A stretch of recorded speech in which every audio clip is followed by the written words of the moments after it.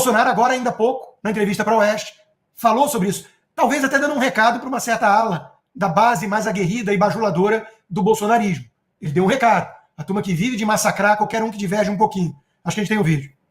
Consta, Hugo Motta propõe moderar as penas, mas exclui a anistia da pauta, mesmo após o ato na Paulista. Lembrando que o requerimento para a anistia chegou a 191 assinaturas, enquanto o Motta está tentando ganhar tempo, está tentando desviar as atenções. Motta que pediu para os líderes dos grupos parlamentares não assinar o requerimento de urgência. Esse requerimento, então, que necessita de apenas mais 66 assinaturas para atingir as 257 exigidas. O PL lidera o apoio com 86 assinaturas. Relembrando, então, que o PL ainda nem todo mundo assinou. Se não me engano, o PL tem 97, 96 deputados, se não me engano. O PP tem 26, União Brasil 23, Republicanos, que é o partido do Motta, já tem 15 deputados que assinaram. Enquanto isso, o presidente da Câmara está desconversando sobre a anistia, lembrando que a Câmara votará 4 projetos do Judiciário nessa semana, enquanto a anistia vai ficar de fora, mesmo após a manifestação massiva na Paulista. Rodrigo Constantino, Motta foi votado pela direita porque ele prometeu que iria dar atenção e eventualmente pautar a questão da anistia para os presos políticos do 8 de janeiro. Na sua opinião, está traindo a confiança que o PL, que a direita, lhe colocou quando elegeu o presidente da Câmara, e qual deveria ser a reação dos partidos pró-anistia se Hugo Motta fazer obstrucionismo a esta pauta?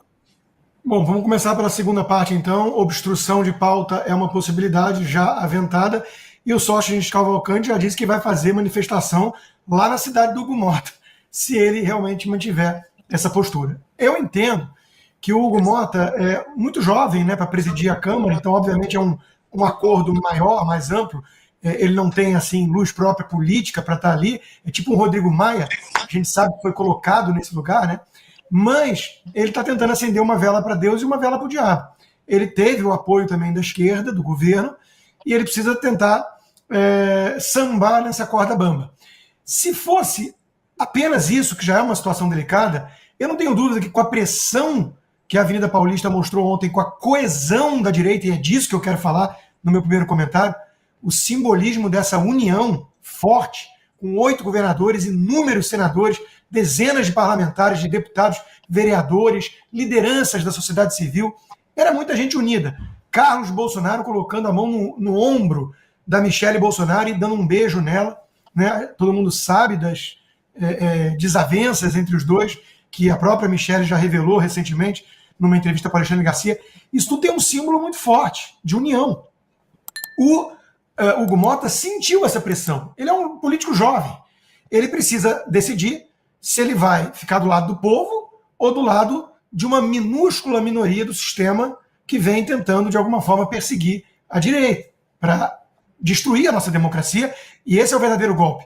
Qual é o problema? O problema é que ele não tem liberdade de escolha aqui. Então a gente tem até uma certa comiseração pela situação dele, digamos assim. Todo mundo viu que ele está sendo chantageado em praça pública, ao meio-dia. Ele está sendo ameaçado. Resgataram um caso dele, mandaram Polícia Federal na cidade que o pai dele é gestor. Quer dizer, o negócio não é mais feito nos bastidores, é feito às claras. O sistema está dando um recado. Se vai pautar isso, vai desagradar a turma que tem a caneta na mão hoje. E isso, seguindo a linha de raciocínio do Tomé, que fez um bom resumo aí também dos últimos anos do Brasil, isso não é condizente com uma democracia. Que democracia é essa que foi salva por quem só pode andar de avião da FAB e não está entre o povo, como o próprio Jair Bolsonaro apontou em relação ao ministro Alexandre? O Bolsonaro mostrou ser uma grande liderança popular e política.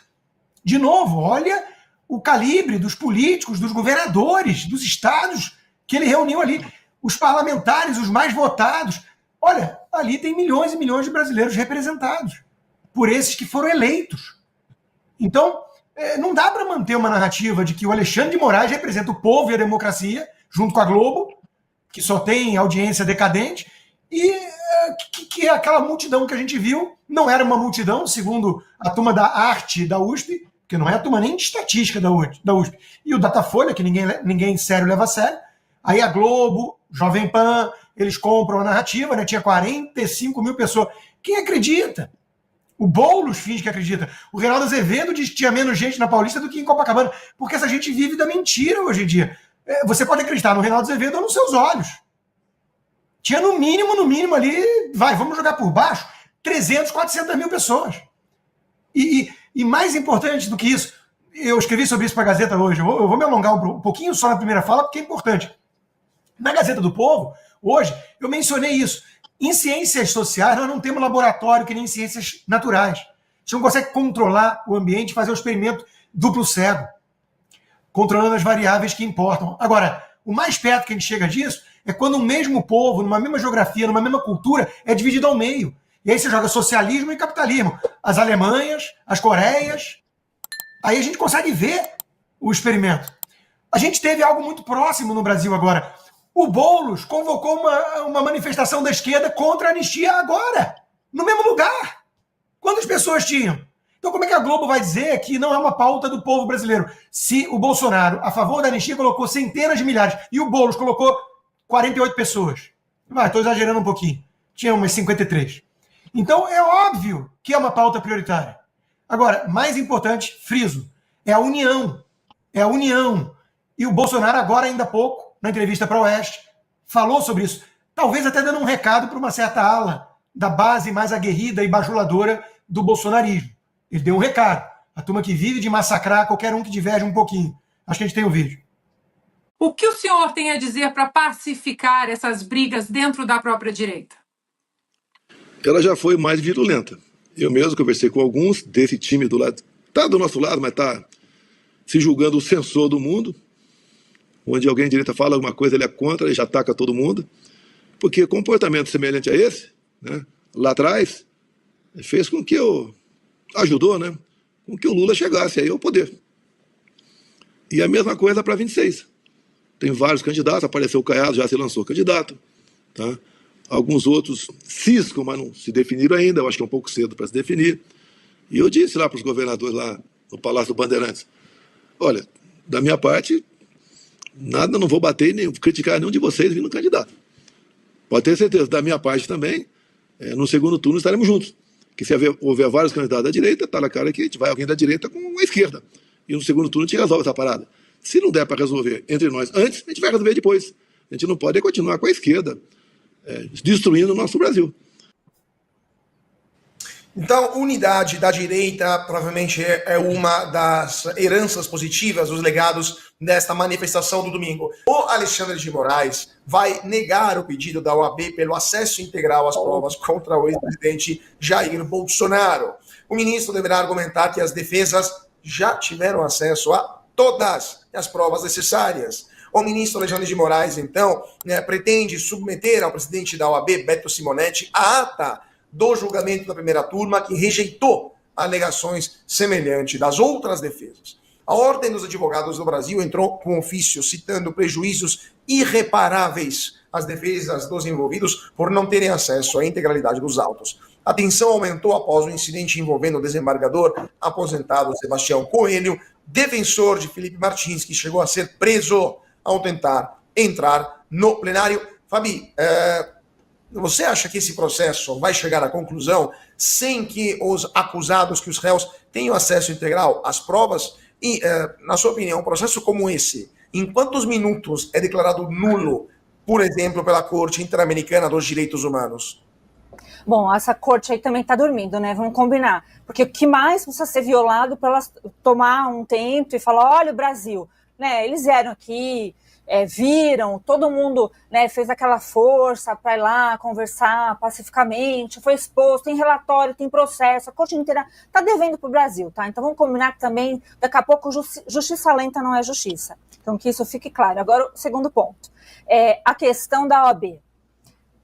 A OAB, assim, chega a ser ridículo, porque o Supremo já julgou, né? Se o Supremo julgou exatamente essa matéria que negou os advogados, dizendo que isso não é verdade, por que vai ser diferente para a OAB? É óbvio que eles vão justamente argumentar isso, não vai mudar nada. Então, o que a OAB está fazendo é coisa de sindicato, sindicatão. Até chamei hoje nas minhas redes sociais a OAB de sindicatão, porque é para enganar bobão, só que os bobões aqui, no caso, é todo mundo que paga, né? Porque a OAB não é uma entidade paga pelos advogados e que já não defende as prerrogativas dos advogados há pelo menos 6 anos. Isso já dá para dizer, né? Em relação a esses inquéritos aí, pelo amor de Deus.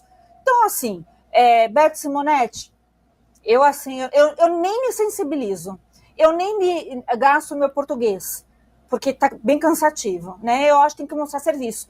Tudo que a gente conversa aqui no Brasil, que é pauta brasileira, que seja da economia, justiça, até morador de rua, qualquer coisa, quem vai se candidatar a partido político, tudo está nesse círculo vicioso, né, dessa hiperatividade do Supremo Tribunal Federal. Quem tem poder para parar é o Congresso Nacional. Desculpa, mas o povo ontem deu já mais uma vez, né, foi nas ruas e se manifestou. Agora, o próximo passo, de quem é esse próximo passo? É do Congresso Nacional, que tem que tomar as rédeas da coisa e cumprir, fazer valer a Constituição Federal e também fazer valer coisas simples, como, por exemplo, advogado ter acesso integral aos autos, né? Coisa simples. Ou senão, isso aqui não é nem assim uma democracia, mas nem de muito longe. Pode vir gente da China, né? O pessoal do Supremo chinês, que eu nem sabia que existia, porque, sinceramente, a China a gente sabe como que é, né? Mas já que existe, já que estão aqui, meus queridos, né? Realmente eu tenho certeza que é o nosso Supremo que está ensinando como é que se faz uma juristocracia com cara e ar de democracia. O STF ampliou o foro privilegiado e colocou em risco as candidaturas da direita para 2026, com o Kassab, o Ciro Nogueira e também o Caiado, que estão enfrentando processos que poderiam inviabilizar os seus projetos eleitorais. Diversos pré-candidatos da direita estão enfrentando esses entraves judiciais que poderiam comprometer as suas aspirações eleitorais. O Ministério Público Eleitoral denunciou Ciro Nogueira por suposta obstrução de investigações, embora o STF tenha rejeitado a denúncia inicialmente. O Tribunal Regional Eleitoral condenou Ronaldo Caiado por abuso de poder político em disputa pela Prefeitura de Goiânia, e o Kassab, por sua vez, tenta arquivar o inquérito no STF, argumentando que o caso já foi encerrado com trânsito em julgado em novembro de 2023. Estamos em abril de 2025. Tomé, na sua opinião, o STF já está se preparando para desarmar as candidaturas mais competitivas da direita e para onde isso pode chegar até 2026? 2 minutinhos para você e 2 minutinhos para o doutor Marcília, que temos muitas outras pautas para comentar. Carlos, são decisões delicadas que estão sendo tomadas, são decisões que a gente viu acontecer em países ditatoriais, a qual eles querem tirar, né, da cena política os seus principais opositores. Vamos falar um pouquinho do Kassab. O Kassab teve com o presidente Jair Bolsonaro algumas semanas atrás, eles tiveram uma longa conversa e se acordaram a qual o PSD do Kassab vai estar apoiando a anistia. E logo em seguida, ele já começa a ter processos que vêm do Supremo Tribunal Federal. Alguma coisa me parece esquisita em tudo isso. A mesma coisa aconteceu com o Ciro Nogueira, a mesma coisa aconteceu com o Caiado, o próprio presidente Bolsonaro com tudo que ele está passando. Eles estão tentando afastar todas as pessoas que me parecem que têm uma boa condição de estarem se posicionando com cargos importantes na política. Nós temos que nos levantar como nação, porque essas barbaridades que acontecem com as decisões do Supremo, eu quero deixar claro aqui, ninguém aqui é contra o Supremo Tribunal Federal como instituição, ninguém aqui está atacando de maneira direta ao ministro, mas nós temos o direito, sim, de estarmos discordando das decisões que estão sendo tomadas. São decisões que vão totalmente em desencontro com o que a gente acredita para o Brasil. Ou seja, aonde está a justiça do Brasil hoje? São essas pessoas que estão dando o rumo da nação, falando em democracia ou não democracia, soltando e prendendo, tentando calar opositores. O próprio Hugo Mota, agora, o Hugo Mota também estava acordado junto com o Alcolumbre, numa conversa que houve com o presidente Bolsonaro e com o Valdemar Costa Neto, a qual o PL deu certa o apoio à eleição dos dois, contanto que eles estivessem apoiando a anistia. E agora a gente já começa a ver uma força política, aquela guerra fria acontecendo, é mais ou menos o que está acontecendo entre Estados Unidos, que nem colocou o Consta, e a China. É uma guerra fria que está acontecendo, que vai ditar o futuro do nosso país. E aí eu entro mais uma vez, nós precisamos voltar para as ruas. Foi a força do povo brasileiro que fez o impeachment da Dilma, foi a força do povo brasileiro que conseguiu dar apoio à Lava Jato, foi a força do povo brasileiro que elegeu o presidente Bolsonaro, e vai ser a força do povo brasileiro, que são mais de 60 milhões de brasileiros politizados, de direita, que sabem o que está acontecendo com esse país, que vai fazer com que esse país possa retornar para a mão das pessoas de bem. Perfeito. Doutor Marcília, sua opinião também sobre esse hiperativismo do judiciário há poucos meses das eleições de 2026. Eu gostei disso, hiperativismo, né? É um STF hiperativo. Talvez a gente possa levar ele num médico, né? Para dar acho que eu não posso falar aqui nome de medicamento, mas a gente sabe, tem uns medicamentos bons para quem é hiperativo. Quem sabe não baixe a guarda um pouco, adormeça, fique mais tranquilo, mais calminho. Tomara que a gente encontre esse remédio para a hiperatividade, né? O TDAH do nosso STF.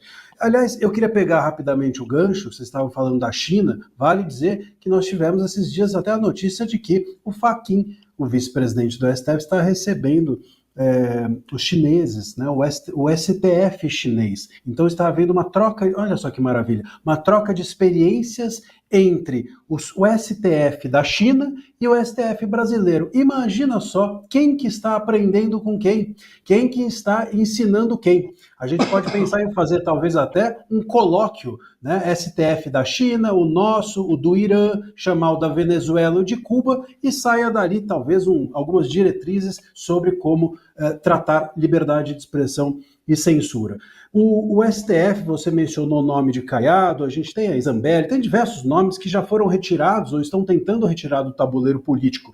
E o STF já entrou nessas eleições. Esse é o grande problema. As campanhas eleitorais, elas precisam aguardar um tempo para começarem, mas o STF já entra antes, né? A nossa justiça eleitoral entra antes nesse jogo e começa a tirar um, começa a tirar outro. Curiosamente, sempre alguém de direita, sempre candidatos possíveis que tenham duas características, que sejam de direita e que sejam capazes de ter voto. Só fica quem não é de direita ou quem é de uma direita esteticamente aceitável para a esquerda ou para os tribunais, e eles ficam ali naquele lugar que ninguém vota neles. Então ele deixa lá brincando com uma espécie de café com leite. Não dá para a gente tolerar, óbvio, uma justiça que se comporte dessa forma, porque isso não é justiça. O governo está aproveitando, né, esse momento para buscar aliados para 2026, está cortejando Arthur Lira para o Ministério e Pacheco para disputar o governo de Minas Gerais. O PT voltou a defender Arthur Lira como ministro da Agricultura para atrair a bancada do POI e isolar o PL na Câmara. Simultaneamente, Lula está participando de evento em Montes Claros, onde apoiadores gritaram Pacheco governador para o senador do PSD, que já foi presidente do Senado, ultra favorável às pautas do governo. O senador elogiou o governo Lula e destacou a estabilidade democrática do Brasil durante o anúncio de investimentos de 6,4 bilhões de reais na fábrica da Novo Nordisk, que é a produtora do famoso Ozempic. Enquanto o Pacheco resiste à entrada no governo para manter o capital político em Minas, as viagens de Lira com Lula ao Japão alimentam rumores sobre o ministério. Rodrigo Constantino, na sua opinião, teremos Lira e Pacheco logo mais no governo Lula, ou participar do executivo petista é radioativo para quem quer que queira participar das eleições em 2026 e quer ter uma mínima chance de não ficar bem feio na foto? É canoa furada total, mas a pergunta que fica é se ambos, principalmente o senador Rodrigo Pacheco, se eles têm chance de ganhar algum cargo eletivo, né? Eu acho que o Rodrigo Pacheco não ganha nem para síndico do próprio prédio. Então talvez um carguinho no governo, já que o STF ele queria, mas acho que isso ele não leva, talvez seja o que dê de prêmio de consolação ou recompensa, né, para o trabalho sujo que ele fez, obstruindo inúmeros pedidos ali de impeachment embasados a ministros do Supremo, em especial o do Alexandre de Moraes. Então é isso, né? Negocia-se um acordo, uma proteção e depois acerta os detalhes de como vai ser o pagamento. Pelo menos é o que fica parecendo.